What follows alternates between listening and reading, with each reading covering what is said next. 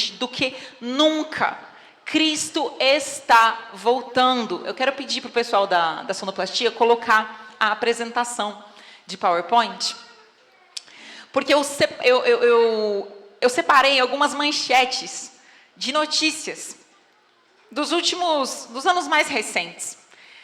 Queria fazer uma pergunta para a igreja. Alguém aqui tem alguma dúvida de que Jesus está voltando? Alguém? Alguma dúvida? Queridos, Jesus está voltando. Deixa eu ver se eu consigo passar aqui para o slide. Assim, um breve recorte.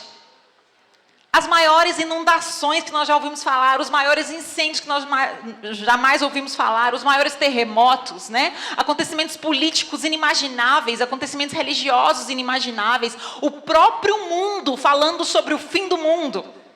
Quando eu era criança, se a gente falava sobre o fim do mundo, a gente era taxado de louco.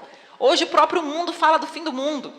Relógio para o fim do mundo. Quanto tempo para o fim do mundo? As ameaças identificadas pelo relógio do juízo final. Isso são manchetes de jornais.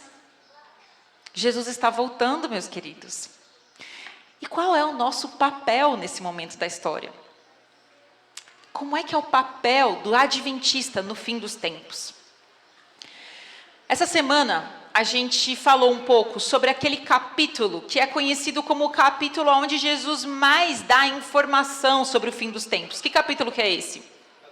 Mateus 24. Então, abre a tua Bíblia em Mateus 24.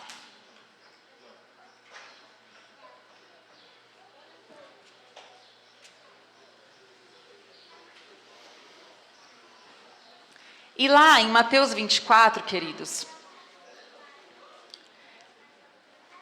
Jesus então vem com uma lista, ele começa a falar, né, haverá guerras e rumores de guerras, haverá tribulação, haverá terremotos, muitos virão em meu nome, enfim, ele começa a lhe dar uma série de sinais. Só que é interessante que ele sempre conclui esses sinais dizendo assim, mas ainda não é o fim, mas ainda não é o fim. Até que em determinado momento, ele fala assim, então virá o fim. Depois que acontecer isso, virá o fim. É como que a afirmação mais clara que ele dá sobre a volta dele. E que afirmação é essa? Exatamente, a pregação do evangelho. Leia lá o que está escrito em Mateus 24, 14. E este evangelho do reino será pregado em todo o mundo, como testemunho a todas as nações, e então virá o fim. E eu que venho do contexto missionário, é comum a gente ver pessoas fazendo cálculos e contas de como é que a gente faz para que o evangelho chegue em cada canto, né? Quanto que a gente tem que investir de dinheiro, que tipo de atividades a gente pode fazer para que a gente consiga cumprir a missão. E cumprindo a missão, Jesus volte. Só que, queridos, quando a gente pensa dessa forma, dá a impressão, como eu falei ali na nossa escola sabatina, de que esse verso, ele está criando uma condição para Jesus voltar. Como se ele estivesse dizendo assim, se vocês fizerem a parte de vocês, que é pregar o evangelho, aí Jesus vai voltar, aí virá o fim. Mas se vocês não fizerem, ele não voltará, enquanto vocês não fizerem. Só que não é isso que esse verso está nos dizendo.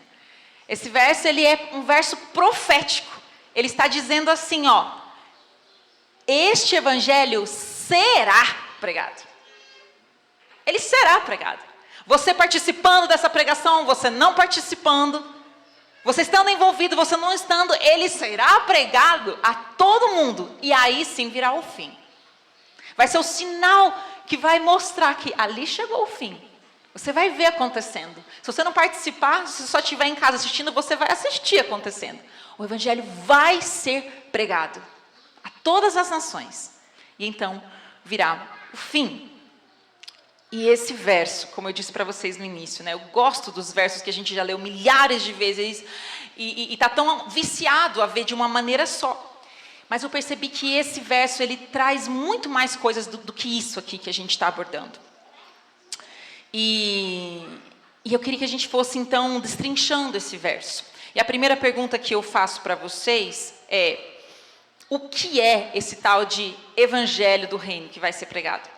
Que é evangelho do reino, né? E aí, eu desmembrei isso nas duas palavras envolvidas aqui, né? Evangelho e reino. Então vamos entender. O que é evangelho?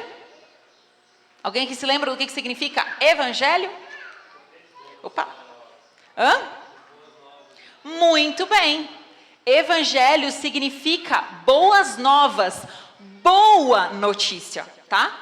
Então você tem que entender assim que a pregação do evangelho, queridos, é a gente pregar a melhor notícia. É uma notícia boa, isso é muito importante a gente entender. A pregação do evangelho não pode ser algo pesaroso, algo ruim que a gente tem para falar para alguém. Não, é a melhor notícia. E reino, o que significa reino? Eu fui no dicionário para ver o que significava reino, né? E o dicionário, então, ele dá alguns sinônimos. Ele fala assim, governo, reinado, ação de reinar. Então, literalmente, quando a gente junta essas duas palavras, evangelho do reino, o que a gente está dizendo é assim, são as boas notícias do governo, e esse governo é o governo de Deus, certo? Então, as boas notícias do governo de Deus. E a gente tem uma tendência de pensar que o reino de Deus ou o reino dos céus é uma coisa que se refere somente lá na frente, lá no céu. Inclusive, o pessoal que estava cantando aqui até mencionou esse aspecto. Eles falaram assim, às vezes a gente fica jogando lá para frente, que nem Marta fez, né? A gente fica jogando lá para frente. Não, o reino de Deus é quando Jesus voltar. Queridos, o reino de Deus já é. Ele já está acontecendo. Jesus inaugurou o reino de Deus aqui nessa terra. Ele já está disponível para a gente estar vivendo dentro dele, eu e você. Viver no céu vai ser uma continuidade do que a gente vive aqui na terra já. Certo? Então, queridos, às vezes a gente tem essa tendência de achar que quando na Bíblia fala em reino de Deus, reino do céu, é só lá no futuro. Né? Mas a gente vai ver o que o próprio Jesus falou sobre isso. Abre a sua Bíblia em Lucas 17.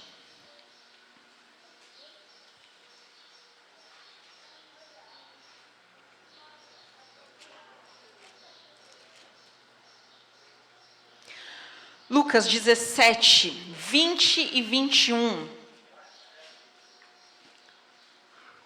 Todos encontraram? Amém? Também estou projetando ali na tela, tá certo? Diz o seguinte: interrogado pelos fariseus sobre quando viria o reino de Deus, o que Jesus respondeu? Jesus lhes respondeu, não vem o reino de Deus com visível aparência, nem dirão, ei-lo aqui ou lá está, porque o reino de Deus está onde? Dentro de vós. Queridos, então, quando Jesus diz assim que o reino de Deus já está acontecendo, e ele começa dentro de cada um de nós, e a gente volta para a nossa intenção assim, de entender o que é essa pregação do evangelho do reino, né? Eu percebo que pregar o evangelho do reino, queridos, é anunciar a excelente notícia, a maravilhosa notícia de Cristo e do seu governo sobre a vida de cada um de nós. É como se você fosse anunciar para alguém assim, a melhor coisa que tem para acontecer na sua vida é Cristo governar a sua vida. É você de deixar de governar a sua vida para Cristo governar a sua vida. E apresentar Jesus como o Rei e Senhor do homem. É verdade que o reino de Deus virá depois em plenitude. Em plenitude, hoje não é em plenitude. É parcial. Você está vivendo, mas seu vizinho não está. Um dia ele virá e reinará sobre todas as coisas plenamente, quando Cristo voltar. Mas desde já a gente pode viver neste reino, onde Cristo reina sobre nós. Onde a sua palavra reina sobre nós.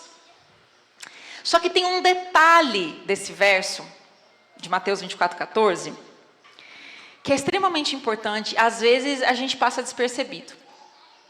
Que é uma palavrinha que tem lá, né?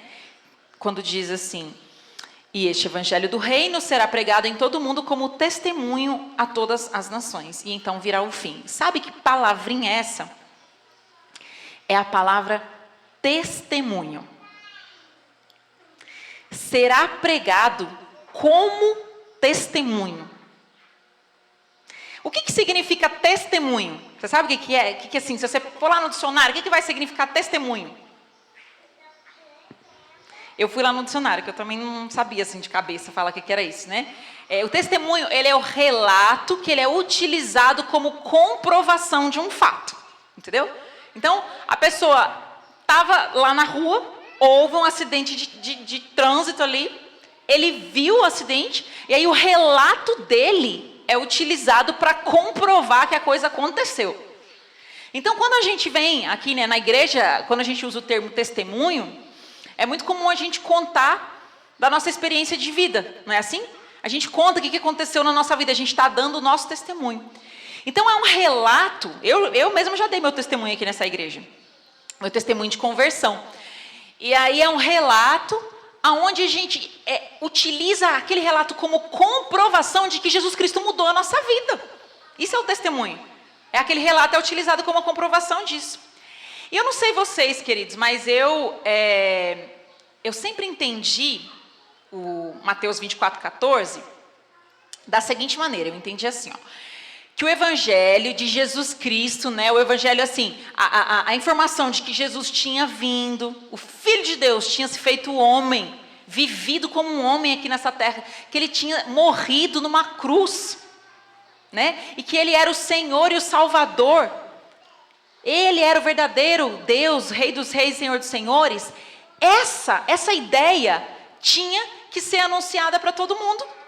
E então viria o fim, você entendeu? Então, tipo assim, a ideia de Jesus como a gente fazer que outras pessoas conheçam a Jesus, de maneira que a gente pode imprimir um monte de folheto e espalhar nos países, né? Contratar uns aviãozinhos lá, que é aqueles avião que vai jogando coisa assim, e joga um monte de folheto, tá lá escrito, Jesus foi o Filho de Deus, que Deus enviou ao mundo para morrer pelos seus pecados. Então, se chegasse aquele folhetinho na mão de cada ser humano do planeta Terra, eu entendia que a missão ali estava cumprida. Pois eu não percebia essa expressão, que o evangelho tinha que ser pregado como testemunho para as nações, ou em testemunho para as nações. E eu sei que num primeiro momento isso talvez soe estranho para vocês que estão na igreja há tanto tempo, já ouviram esse verso tantas vezes, mas confia em mim que no final você vai entender o que eu estou querendo dizer. Cristo, na realidade, ele está dizendo aqui em não apenas pregar o evangelho, mas ele está falando em apresentar o evangelho como um testemunho. Como, por exemplo, assim, você poderia apresentar o evangelho para alguém de diversas formas. Você poderia apresentar em inglês, em uma peça de teatro. E aí Jesus está dizendo assim, o evangelho ele vai ser pregado como um testemunho, em testemunho, na linguagem testemunho. Está dando para entender o que eu estou querendo dizer? Não é só com palavrinhas vazias. Não. É através de testemunho que o evangelho vai ser pregado. A todo mundo. Mas aí ficou complicado, né? Porque você pensa, já estava difícil a gente fazer a informação chegar lá, o folhetim chegar na mão de alguém. Imagina agora ter que chegar um testemunho em cada canto desse mundo. Como é que vai acontecer isso, né? O evangelho que a gente prega, queridos, ele só vai cumprir o seu papel se ele for sustentado por uma vida que testifica essa realidade. O evangelho ele não vai ser pregado assim por palavras vazias. Ele vai ser pregado, a profecia diz que ele vai ser pregado por pessoas que na sua realidade elas testificam que aquela é a melhor notícia. Que aquele reino é sobre elas. É isso que Jesus está dizendo aqui. Então, para resumir, nos últimos dias dessa terra, a boa notícia de que Cristo é o Rei dos Reis, que Ele tem o domínio completo sobre a nossa vida, e que muito em breve o seu reino virá e se estabelecerá sobre todas as coisas, eternamente, isso será pregado a todas as pessoas do mundo, mas não somente como uma informação, mas através do viver daquele que verdadeiramente faz parte desse reino. E assim que isso acontecer, virá o fim. Mas você pode então se perguntar, qual que é o testemunho de vida de alguém que anuncia o reino de Deus e a proximidade do tempo do fim. Qual que é o testemunho de vida? Como é que a gente tangibiliza isso? Como é que a gente vê assim, exemplifica isso que Mateus 24:14 está querendo dizer? Como é que é essa vida que testifica, sabe? Do evangelho do reino. Eu encontrei a resposta no próprio Mateus 24, um pouquinho para frente. Vai em Mateus 24:37. Volta lá em Mateus 24 e leia o versículo 37 comigo.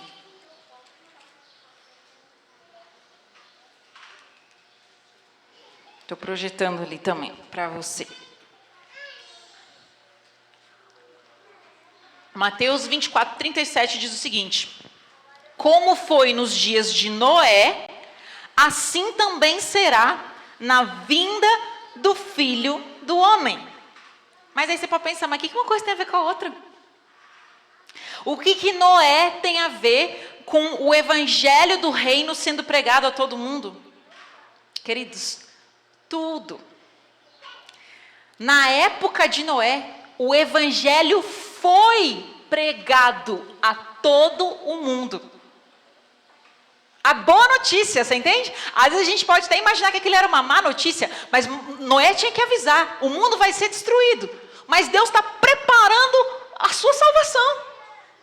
O mundo vai ser destruído, mas Deus está preparando a sua salvação. Olha, está aberta para você. Você não está interessado?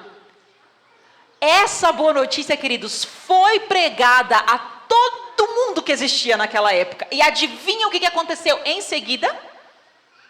Veio o fim. O evangelho foi pregado a todo mundo e então veio o fim. Quando a gente lê esse versículo, né, que a gente acabou de ler, que fala sobre Noé, e os outros dois na sequência, porque diz assim: porquanto, assim como nos dias anteriores ao dilúvio, comiam e bebiam, casavam e davam-se em casamento, até o dia em que Noé entrou na arca, e não o perceberam, senão quando veio o dilúvio, os levou a todos, assim será também a vinda do Filho do Homem.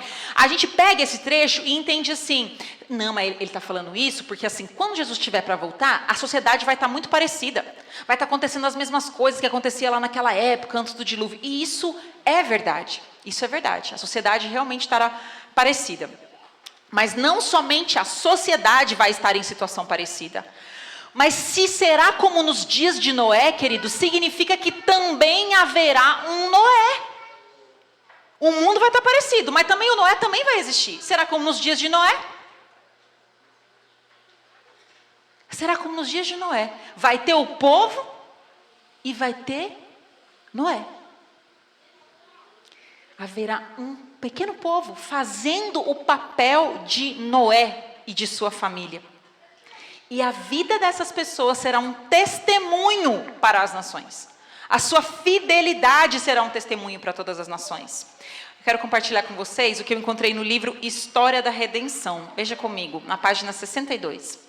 Noé devia pregar ao povo e também preparar uma arca, como Deus lhe ia mostrar, para salvar a si e sua família.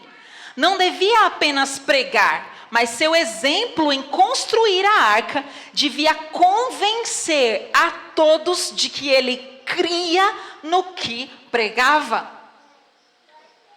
A nossa vida convence as pessoas ao nosso redor de que a gente crê no que a gente mesmo prega? Sabe, queridos, a Bíblia ela diz, se você vai lá em Gênesis 6, ela diz assim que Noé era um homem justo, íntegro e que andava com Deus. E aí um dia esse homem justo, íntegro, que andava com Deus, ele recebeu um chamado, ele ouviu a voz de Deus.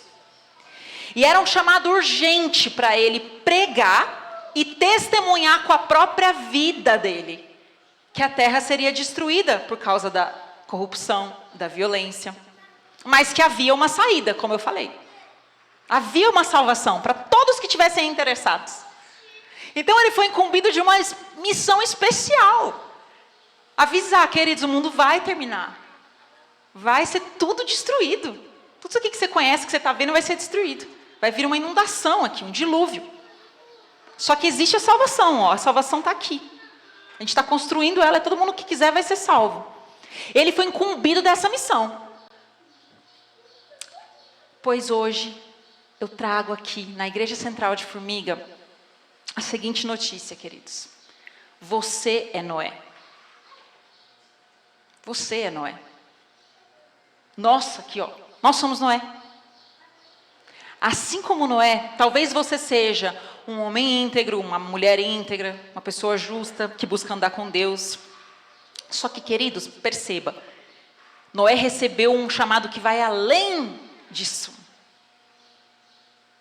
Vai além, um chamado especial. A gente faz parte de um povo. Eu e você aqui, quem está aqui, às vezes tem uns que são só simpatizantes, ainda não fazem parte ali, né, do povo. Mas todo mundo está aqui tem que saber, o Adventista do Sétimo Dia é um povo que foi chamado para pregar. E não apenas pregar, queridos, mas testemunhar com a própria vida do reino de Deus. Que além de já estar reinando dentro de nós, muito em breve ele será estabelecido eternamente. Nós fomos chamados para isso. Deus separou um grupo de pessoas. A gente não é os únicos filhos dele aqui nessa terra. Não é a única igreja dele, não é. Tem gente assim, que é da igreja dele, sincera, verdadeira, por todo canto. Só que aí ele separou um grupo para ter uma função especial. E olha só, eu e você fazemos parte desse grupo. Quero compartilhar com você o que ela fala em Patriarcas e Profetas, na página 95. Enquanto Noé estava a apregoar sua mensagem de advertência ao mundo, as suas obras, queridos, testificavam da sua sinceridade. Assim foi que sua fé se aperfeiçoou e se evidenciou. Ele deu ao mundo o exemplo de crer precisamente o que Deus diz. Ele deu ao mundo o exemplo de crer na palavra de Deus. Quando Deus diz, você crê. E você vive de acordo com aquilo. Olha lá, tudo quanto possuía, queridos, ele empregou na arca. Ao começar a construir aquele imenso barco em terra seca, vinham de todos os lados multidões para verem a estranha cena e ouvir as palavras sinceras, fervorosas do pregador original. Cada pancada desferida na arca era um testemunho para o povo. Cada pancada desferida na arca era um testemunho para o povo. Quando você estuda melhor a história de Noé, você vai ver que ele pregou e construiu a arca durante quantos anos? 120 anos. E o que eu quero te dizer, e que talvez a gente não parou para se dar conta, é que eu e você nascemos numa época do mundo onde, com certeza, se você estuda as profecias, não precisa estudar muito não. Superficialmente, se você estuda superficialmente as profecias, você vai descobrir que falta muito menos do que 120 anos para Jesus voltar. E toda a oportunidade de salvação vai terminar. A oportunidade está agora ali, ó. Mas quando Jesus voltar, não vai mais ter oportunidade de salvação. E você nasceu, seja nasceu, né, nessa terra, seja nasceu no reino de Deus através do batismo, você nasceu nessa mensagem dentro desse período de 120 anos. Falta muito menos do que 120 anos para Jesus voltar. Hoje a gente ainda tem coragem de virar e falar assim, olha, eu acho que falta menos de 10% desse valor para Jesus voltar. A gente está vivendo numa coisa tão extrema que a gente é ousado a ponto de falar isso num púlpito. Eu acho que falta menos de 10% de 120 para Jesus voltar. E toda oportunidade de salvação vai terminar. E aí então, como eu disse para vocês, Jesus ele levantou um movimento, ele levantou um povo para reparar brechas, queridos. Como vocês viram ali a história da igreja, a verdade, queridos, ela foi sendo corrompida ao longo do tempo. Vocês conhecem essa história, a verdade foi se perdendo. E aí Deus levantou um povo para reparar essas pequenas brechas, para restaurar a verdade e avisar que o tempo está próximo. E aí adivinha só, eu e você fazemos parte desse movimento. A gente poderia ter nascido, né? A gente poderia estar convertido hoje dentro de uma igreja batista, dentro de uma presbiteriana, dentro de uma igreja universal do reino de Deus, uma igreja quadrangular, uma igreja católica. A gente poderia estar em tantos lugares, mas Deus te escolheu para estar aqui. Ele fez com que a tua vida cruzasse o caminho desse movimento aqui, dessa igreja. Então não é que ele te chamou apenas para ser um seguidor de Jesus. Ele tem uma mensagem especial para você. Um chamado especial para você. Esse movimento, queridos, específico, ele tem um chamado específico, assim como era o caso de Noé. Noé não poderia só escolher assim, não, eu vou falar sobre vida no campo. Noé não podia fazer isso, queridos. Em pouco tempo o mundo ia ser destruído por água. Ele não podia escolher a mensagem que ele ia dar. Ele tinha um chamado. Assim como nós temos um chamado específico. Deus, ele confiou uma informação extremamente privilegiada e urgente para Noé. Você não concorda? Era muito privilégio você receber diretamente de Deus a informação de que o mundo ia ser destruído dali a alguns anos. Ele recebeu privilégio, mas também era urgente, tinha que falar. Não dava para deixar todo mundo morrer sem saber. Urgente. Ele deveria ser o mensageiro disso. Ele deveria ser o mensageiro. Pois, queridos, da mesma maneira, Deus confiou a mim e a você, que fazemos parte desse movimento, uma mensagem privilegiada e urgente. E é a gente que é o responsável de ser o mensageiro. Você consegue ver o privilégio que nós temos da forma como a igreja adventista interpreta a Bíblia? Tão rico, tão sólido, tão completo, né? E além da Bíblia ainda, nós temos a riqueza de detalhes que Ellen White traz. E não só sobre histórias bíblicas, mas assim, traz conselho para a família, conselho para alimentação, para educação. Queridos, olha que privilégio nós temos nas nossas mãos. E a gente é o responsável de disseminar. Agora imagina então se Noé decidisse não aceitar o chamado. Se ele achasse assim, não, mas ser justo e íntegro e andar com Deus já é o suficiente. Eu não preciso pregar sobre o dilúvio, não preciso, porque a gente já tem uma vida íntegra aqui nessa terra, né? É o suficiente.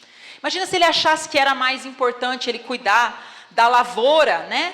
Do que construir a arca. Porque afinal, se ele cuidasse lá, se focasse na lavoura, a família dele ia continuar tendo alimento. Mas se ele se focasse na arca, já ia ser mais difícil, né? De se sustentar. Mas olha o que o livro de Hebreus fala sobre Noé.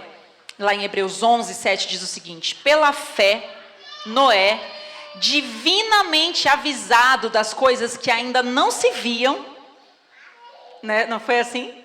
Ele não estava vendo dilúvio nenhum, ele não estava vendo gota de chuva nenhuma, mas ele foi divinamente avisado de coisas que ele não conseguia ver. Aí, porque ele foi divinamente avisado, ele fez o quê? Temeu. E para a salvação de sua família, preparou a arca, pela qual condenou o mundo e foi feito herdeiro da justiça, que é segundo a fé. Quando ele diz assim, esse pela qual, a gente percebe que na verdade foi o testemunho da sua vida que condenou o mundo e não as suas palavras. A construção da arca, o colocar aquela informação que ele havia recebido em prática, isso condenou o mundo porque demonstrou o tamanho da fé desse homem. A fé pela qual a gente é salvo. Entendam, Noé não foi salvo porque ele praticou as obras, porque ele foi obediente à ordem, mas porque ele creu na informação que ele ainda não via. A atitude dele estava em coerência com a fé. Eram coisas que ele não conseguia achar que eram possíveis. Um dilúvio, destruir a terra, é impossível. Mas ele passou a agir pela fé, não pelo que ele via. E isso foi o que condenou o mundo, a fé dele. Sabe, queridos, você consegue imaginar quão impopular foi essa missão para Noé? Quão impopular? Ser chamado de maluco, né? Fazer as pessoas fazendo chacota de você, zombando de você, falando mal de você. Que difícil pregar, né? No ridículo, assim. Pois mesmo, por mais impopular que tenha sido essa missão, Noé empregou ali tempo, energia, talento, recursos, que demonstravam que ele cria na palavra de Deus, no chamado que Deus havia feito a ele. Sabe por quê, queridos? Porque ele não servia aos reinos deste mundo. Ele servia ao reino de Deus. E eu quero terminar essa mensagem te fazendo 3 perguntas. Queria que você prestasse atenção nelas. Você não precisa responder, você só vai refletir. A primeira pergunta é a seguinte: a maneira como você vive tem sido um alerta para o mundo Ou a maneira como você vive se assemelha ao modo de viver que o mundo aplaude? Entende? Entende o que eu estou querendo dizer? A maneira como você vive, ela é um alerta. As pessoas olham para você e falam, opa, ele vive diferente, né? Por que ele está fazendo? Por que ele faz dessa forma? Parece que ele está desapegado. Parece que ele não está com a mente aqui nessas coisas. É um alerta para o mundo, a maneira como você vive? Ou não? A sua vida é aquela vida assim que o mundo, é isso aí mesmo. Muito bem, é isso aí que importa. Conquistar, aparecer, fazer. Como é a sua vida hoje? Segunda pergunta. O que temos feito com o nosso tempo, nossa energia, nossos talentos e nossos recursos? A gente tem empregado neste chamado que eu e você temos de maneira especial, ou as outras coisas é quem tem a prioridade? Eu estou querendo dizer assim, cada um aqui tem uma profissão diferente. Eu não estou falando que todo mundo tem que largar a profissão para ser evangelista. Eu estou falando assim, a sua energia, a sua capacidade de trabalhar, aí você vai lá para o seu trabalho, a sua prioridade é revelar Jesus ali? Ou a sua prioridade é realizar a tua função e ganhar o seu dinheiro? Aonde está sendo empregado o seu tempo, o seu talento, a sua energia, o seu recurso, o que você tem de melhor? É no seu chamado ou as outras coisas que têm a sua prioridade? E a terceira pergunta.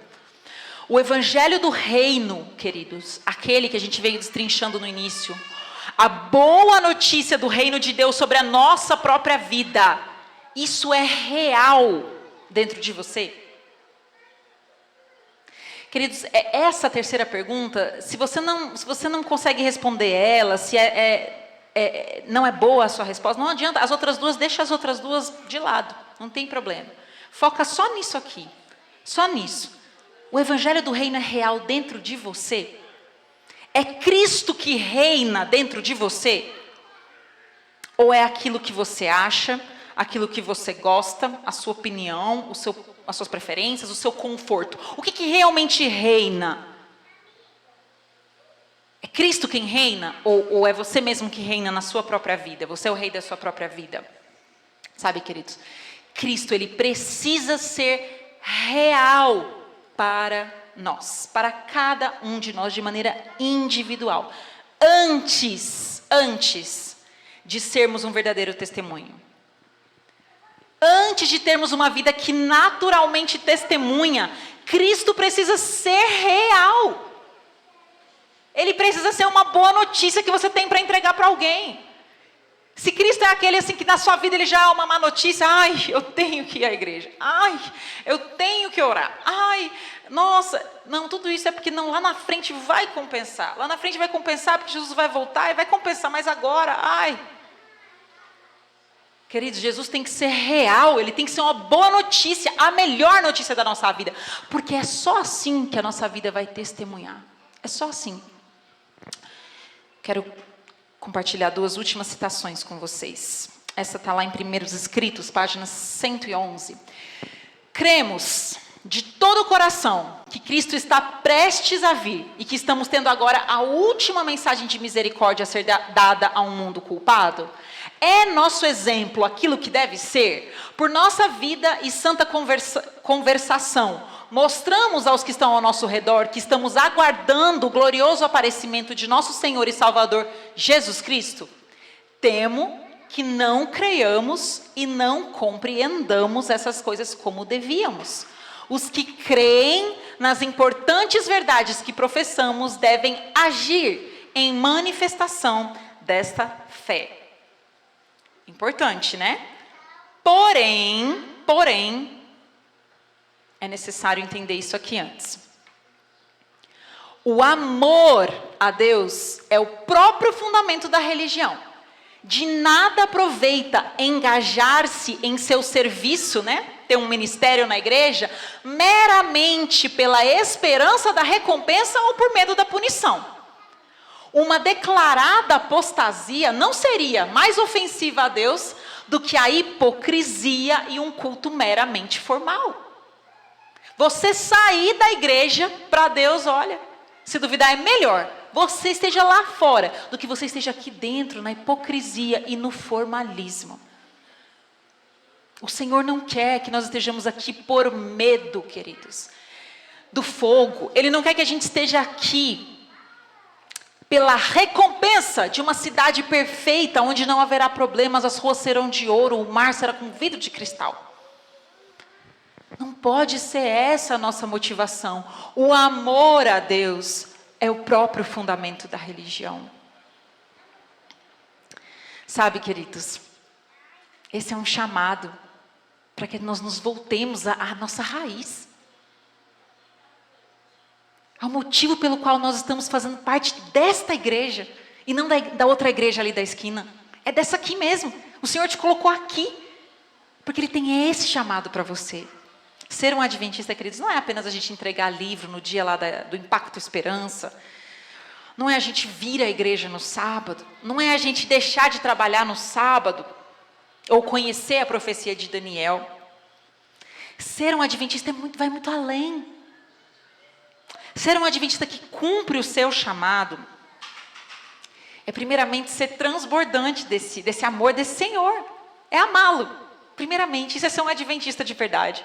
E por consequência, por amá-lo, queridos, a gente pregar com a nossa própria vida, que Cristo reina no nosso interior. E que muito em breve o reino dele se estabelecerá eternamente. Isso é ser um adventista. E sabe, queridos, pouco tempo nos resta. Pouquíssimo tempo nos resta. E a Bíblia nos diz que será como nos dias de Noé. Já está sendo. De um lado, um grupo fiel, pregando e testemunhando com a sua vida sobre o reino de Deus. E do outro lado, toda uma sociedade corrompida, mais preocupada, queridos, com o seu próprio reino. É sobre isso. É essa dicotomia aqui, essa divisão. A gente está mais preocupado com o reino de Deus ou a gente está mais preocupado com o nosso reino? Mas assim, de maneira sincera, o que é revelado na nossa vida hoje? Dentre esses dois lados, de que lado que você quer estar?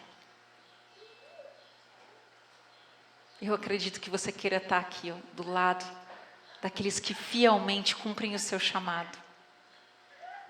E a gente começa, queridos, esse chamado, a gente pode dar início ao conhecer verdadeiramente ao nosso Senhor. Ao aprendermos a amá-lo verdadeiramente. Isso precisa ser real na minha e na sua vida, para que sejamos verdadeiros mensageiros, queridos. É esse poder. Quando a gente fala com verdade, algo que está realmente vibrando em nós, aquilo tem uma outra potência. E é disso que o Senhor está falando. No povo dele, a vida do povo dele testemunhará a verdade de que ele está voltando, queridos. E eu quero te chamar a retornar à sua raiz hoje. Retornar a esse chamado. De tomar parte ativa no chamado que você recebeu. E eu vou terminar essa mensagem convidando aqueles que desejam tomar parte ativa, mas somente os que desejam, queridos. Não vamos fingir dentro da casa do Senhor, mas se você deseja tomar parte nesse chamado, parte ativa, viver para o reino dele, não para o seu, se entregar completamente a essa missão de ser um mensageiro, aonde quer que você esteja. Aí você vai ficar em pé e vai cantar comigo essa música que você conhece. Eu não tenho a letra dela, eu acho, aqui no slide. Eu não tenho. Mas o pessoal da sonoplastia talvez possa tentar ajudar. É uma música extremamente conhecida, nós cantamos ela ontem. É a música Mensageiro.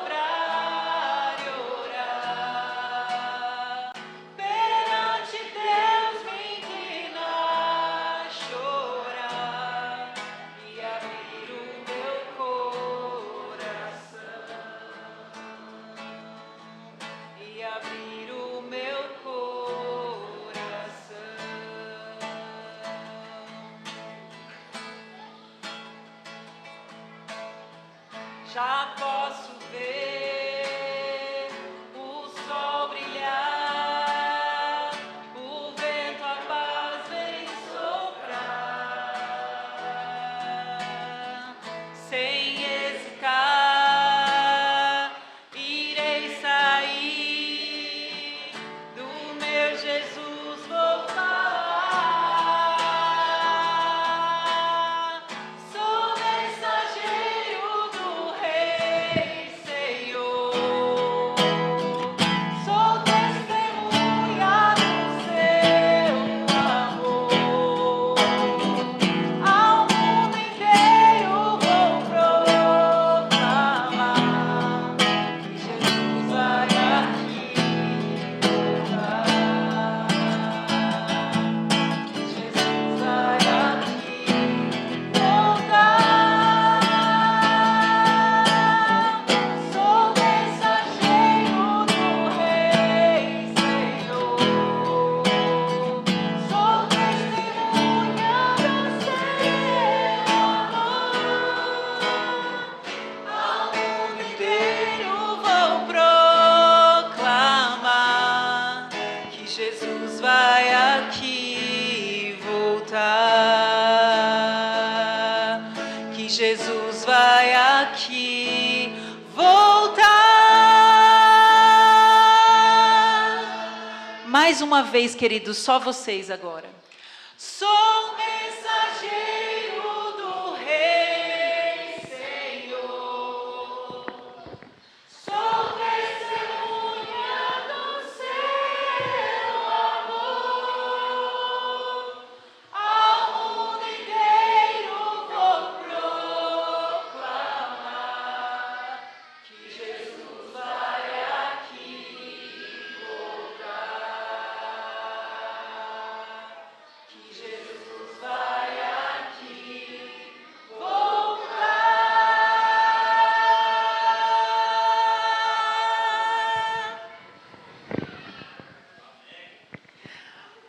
Maravilhoso Deus, Tu és um Deus de amor tão intenso, Pai. O Senhor não mede esforços para nos salvar, Pai. E nós queremos, Senhor Deus, retribuir a todo esse Seu amor, nos tornando verdadeiros mensageiros Seus, Pai. Tomando parte nessa obra que o Senhor nos comissionou, Pai. O Senhor escolheu esse povo, um povo pequeno, do meio de muitos povos, Pai, para dizer: eu tenho um chamado especial para vocês. Eu quero que com a sua vida e com as suas palavras, vocês testemunhem de que eu estou voltando. De que toda oportunidade de salvação vai terminar, mas a salvação está à disposição de todo aquele que crê.